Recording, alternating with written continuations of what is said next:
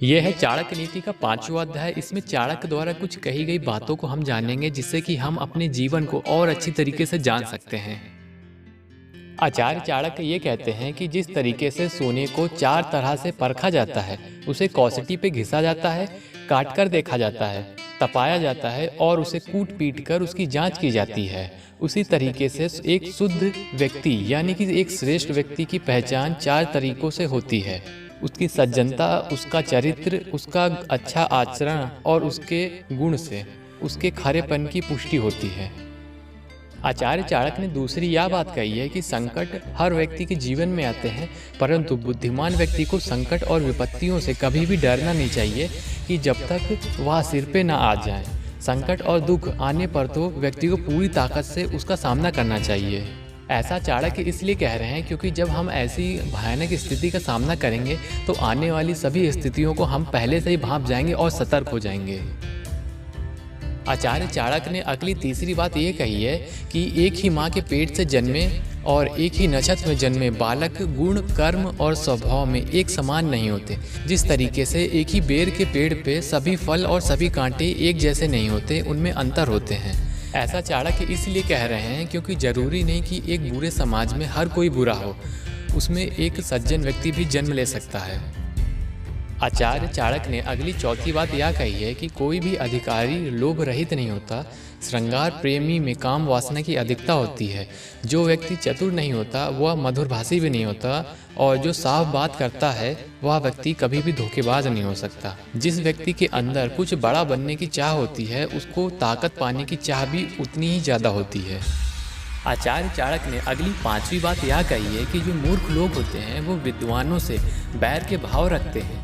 जो निर्धन लोग होते हैं वो धनवान को अपना शत्रु मानते हैं, और जो वैश्या होती हैं वो कुलीन स्त्री से बुरा व्यवहार रखती हैं, और जो विधवा महिला होती है वो सुहागन को अपना शत्रु मानती है। मूर्ख लोग विद्वानों को बैर के भाव से इसलिए बोलते हैं क्योंकि उन्हें ये लगता है कि ये दुनिया में सबसे बड़े हैं और खुद को बड़ा समझते हैं। इसके पीछे का कारण है क्योंकि विद्वानों के पास पूरी दुनिया भर का ज्ञान होता है और वो गलत को गलत और सही को सही बताते हैं। निर्धन लोग धनवान को दुश्मन इसलिए मानते हैं क्योंकि निर्धन लोग की यह सोच है कि इन धनवान के पास सारा पैसा हम ही लोग का है और जो कि हमसे चुराया गया है। लेकिन वो ये नहीं जानते कि उन लोगों ने अपने पैसों को सुरक्षित रखा है और उन्हें सही जगह पे लगाया है। यह संसार का नियम है कि प्रत्येक विपरीत स्थिति वाले लोग एक दूसरे से दुश्मनी रखते हैं। होना तो यह चाहिए कि ये एक दूसरों को शत्रु की नज़र की बजाय मित्र की नज़र से देखे, ताकि इन दोनों को थोड़ा थोड़ा लाभ हो सके। आचार्य चाणक्य ने इसके पीछे का कारण आयोग और नज़रिया बताया है, क्योंकि जितने लोग होंगे उनकी अपनी बातें होंगी और जितने भी लोग होंगे उनके अपने नज़रिए होंगे। आचार्य चाणक्य ने अगली 6ठी बात यह कही है कि आलस की वजह से विद्या नष्ट हो जाती है और किसी दूसरे के हाथ में गई स्त्री नष्ट हो जाती है। कम बीज डालने से खेत की पैदावार नष्ट हो जाती है और सेनापति के मरने से ही सेना नष्ट हो जाती है। आचार्य चाणक्य की अगली 7वीं बात यह है कि विद्या की प्राप्ति निरंतर अभ्यास से होती है और अभ्यास करने से ही हमें विद्या मिलती है और आगे लंबे समय तक के लिए रहती है। अच्छे गुणों से और स्वभाव से कुल का गौरव बढ़ता है और स्थायी रहता है। एक श्रेष्ठ पुत्र की पहचान उसके सद्गुण से होती है और इंसान की आंखें देख करके उसके गुस्से का अंदाजा हो जाता है। आचार्य ने ये बात काफ़ी अच्छी कही है। उन्होंने ये कहा है कि वक्त आने पर हम धन से धन को बचा सकते हैं और विद्या को हम योग द्वारा बचाते हैं, और एक घर की सुरक्षा एक अच्छी स्त्री द्वारा होती है। आचार्य चाणक्य ने अगली 9वीं बात यह कही है कि काम वासना यानी कि मास्टर विषन से बढ़ के कोई भी रोग नहीं, मोह से बढ़ के कोई भी शत्रु नहीं, क्रोध से बढ़ के कोई भी आग नहीं, और ज्ञान से बढ़ के इस संसार में ऐसी कोई भी वस्तु नहीं जो आपको सुख दे सके। क्योंकि मास्टर विषन के बाद शरीर इतना ज़्यादा कमज़ोर हो जाता है कि अगर इस बीच आप किसी गलत वातावरण में आ जाएं तो आपका शरीर में वायरस यानी रोग उत्पन्न हो जाएगा। आचार्य चाणक्य ने अगली 10वीं बात ये कही है कि जिस तरीके से मनुष्य अकेले ही इस दुनिया में आता है, उसे अकेले ही पाप और पुण्य का फल भोगना पड़ता है। अकेले ही वह छोटे बड़े दुख को भी झेलता है और वो अकेले ही मोक्ष को प्राप्त करता है।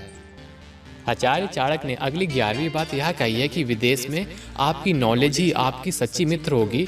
घर में एक अच्छे स्वभाव वाली और गुणवती पत्नी आपके लिए सबसे बड़ी मित्र होगी, और रोगी के लिए दवाइयाँ उसकी मित्र होती हैं, और आप जब मर चुके हैं तो आपके लिए धर्म और कर्म ही आपके मित्र हैं।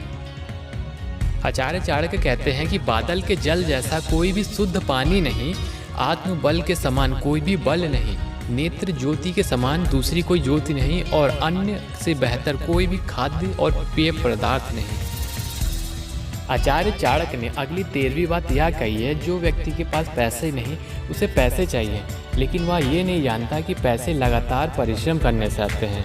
और जो 4 पैर वाले जानवर हैं वो बोलना चाहते हैं ताकि वो अपने मन की बात दूसरों से कह सकें।